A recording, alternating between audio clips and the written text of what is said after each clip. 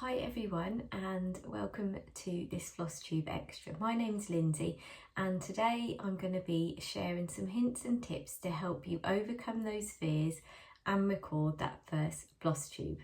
Now this video isn't here to persuade everyone to record a floss tube, but it's here to hopefully help those people that are really wanting to record a floss tube but the fear is just holding you back. So I hope my hints and tips will really help you overcome that and that you do get that first video recorded. So first of all, I'm going to speak to you about what was my biggest fear when I started recording videos back in January. So my biggest fear was, what would people think? So what would my friends and family think about me starting a YouTube channel about cross stitch? What would other stitchers think about me starting a floss tube when I'd only been stitching for a few months and there were so much more experienced stitchers out there? They were kind of the things that were swirling around in my head and really stopping me start a channel. So I don't know why I thought that my friends and family would see it in anything but a positive way. No one has tapped me on the shoulder so far, like I imagined they were going to, and say, who do you think you are to start a YouTube channel? Nobody has done that. And to be honest, nobody cares. That doesn't mean my family and friends don't support me, because they do, because they all want me to be happy. But nobody had ever said, who do you think you are starting a YouTube channel? And they were the silly thoughts that went through my head.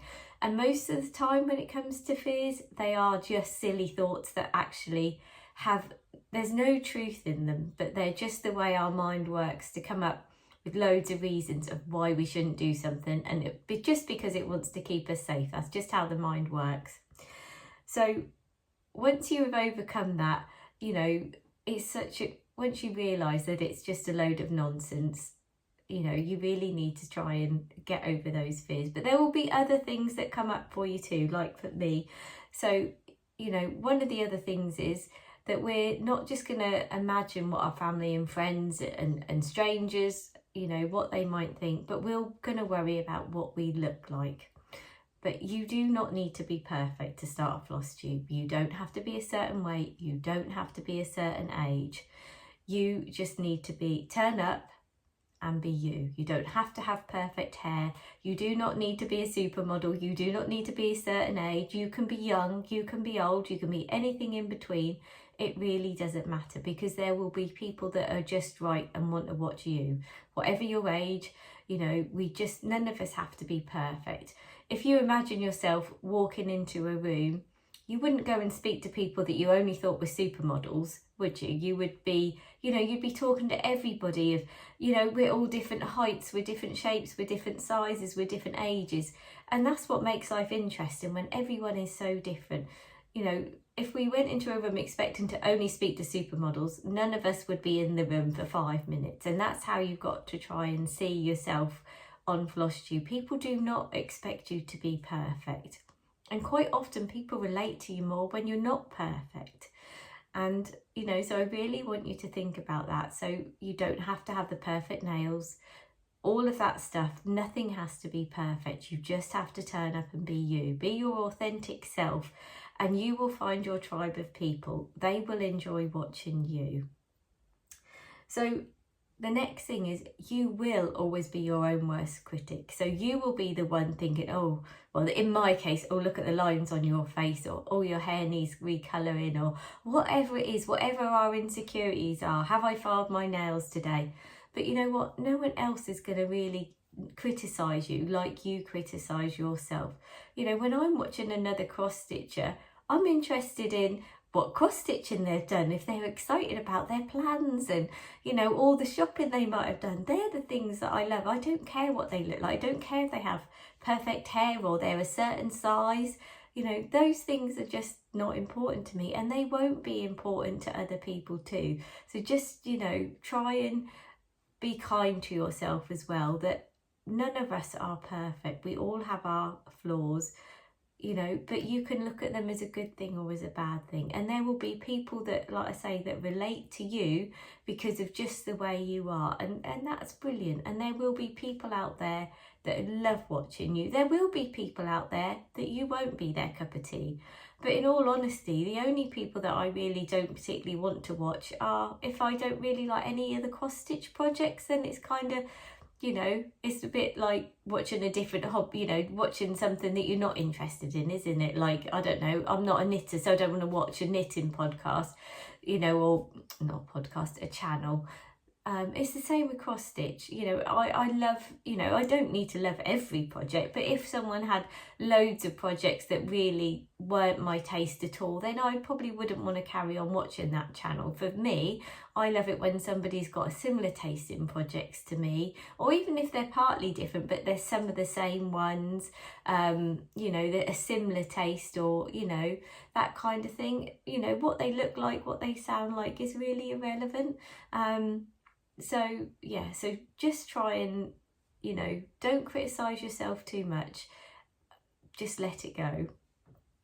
So another thing to really consider when you're trying to overcome your fears is you won't ever really know what people think about you. It is very unlikely that someone is going to comment on what you look like, what you sound like, you know, that kind of thing. And so, but what our minds do, we make up all this stuff about they're going to think I'm too old, too fat, too short, you know, too wrinkly, whatever it is. You know, we think all that stuff. But as I've said, in truth, you're not going to know. So why not make up something good?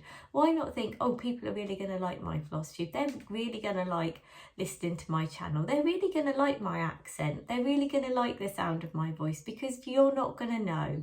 So make up good stuff, not the bad stuff. So another thing to bear in mind is it will probably feel uncomfortable at first. You know, unless you're someone that records videos for a living and you're a trained presenter and you can just do this really comfortably, then that's great. But for the majority of us, we're just normal people that don't record videos in our normal day-to-day. So it is going to feel uncomfortable. But we've had lots of uncomfortable times in our lives. First days at schools and nurseries and jobs and meeting new people and doing new things. Lots and lots of things have felt uncomfortable at first, but that's just because we're just getting used to them. And once you've recorded those first few, see, I can't get my words out, but you know what? That's okay. Once you've recorded those first few floss tubes, you will start to feel more comfortable. And they will get easier in time, they really will. It's just about persevering and dealing with that little bit of uncomfortableness in the beginning. And I have probably mentioned this before in my last video, that confidence comes with just getting used to being a little bit uncomfortable. And so your confidence will grow with each video that you do. So, and just let go of that perfection. So, something else that I really like to do is to imagine that I'm talking to a lovely group of friends. So imagine you're in a room with all other lovely cross stitchers interested in what you have to say. I've never been to a cross stitch retreat, but I kind of imagine it a bit like that. Imagine being in a room full of people that are really passionate about the same hobby as you, and they're interested in what you have to say. And look at them as real friends and friendly faces. So something that I love, Cap from Capkin and Lily, she always starts her videos off, hello stitchy friends. And I think, oh, that is so nice, because it is, the cross stitch community is a lovely, friendly community. It really is. So, you know, just try and imagine that you are talking to that lovely group of friendly people, because it will help you relax and it will help you just carry on with that floss tube. So finally, I want to share a little tip with you is about, don't worry about the numbers. So when you first start a floss tube, it's so easy to get hung up on, oh, how many subscribers have I got? How many views has this video got? And then you might see other people that have got double, triple and loads more on their first video, or some people that are just growing a lot slower. But however quick you grow is okay. It isn't a competition with anyone else.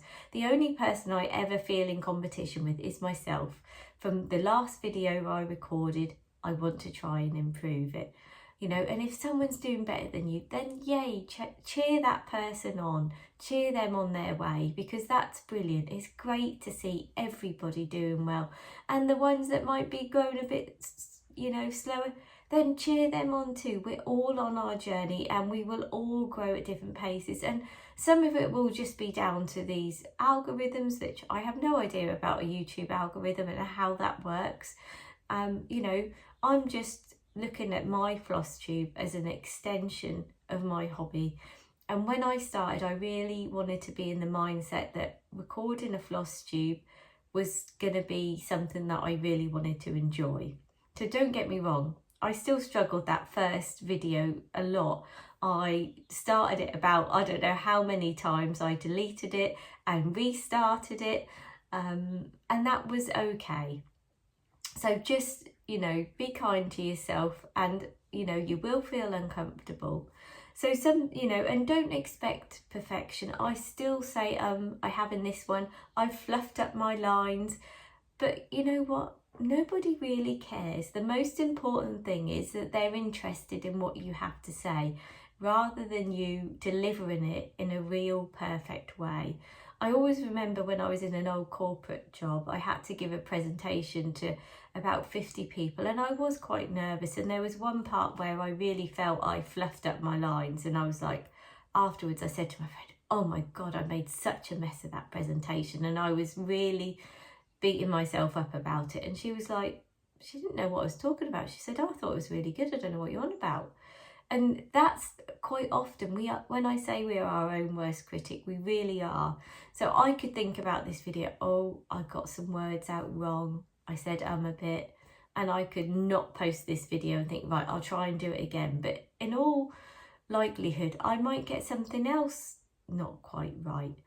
And I hope that my imperfections will help encourage you that actually that's okay.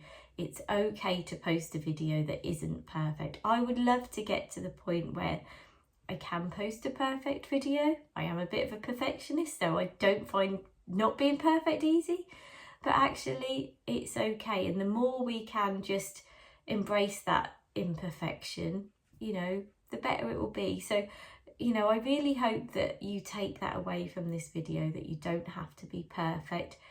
You know, and most likely your first videos won't be perfect. And I'm on Flosstube number 5. I know none of mine have been perfect. I've sniffed, I've coughed, I've had to drink water.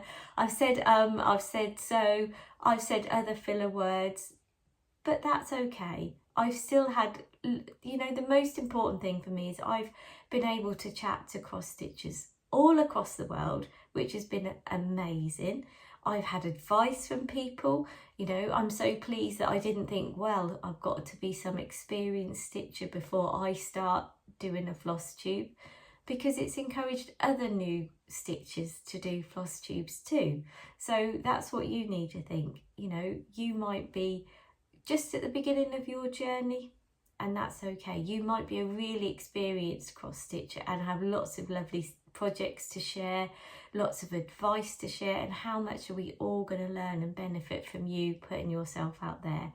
So don't let wherever you are on your stitching journey be a barrier to you starting that video. So I really hope these hints and tips will help you go and post that first video. If you do, please tag me and let me know so I can come and cheer you on, because I really love cheering people on their journey, and that's why I've recorded this video today. So I am going to be back in 2 weeks' time with another video, and that one is all going to be about hints and tips, just about helping you when you record that first video. A few little technical things and just some things to help you with your videos. As I've said, I am no expert, and you know, I am definitely far from perfect, but hopefully those hints and tips to come will just help you as well on your floss tube journey. So I'm really excited for you all. I can't wait to see your first floss tube. So take care everyone. Bye.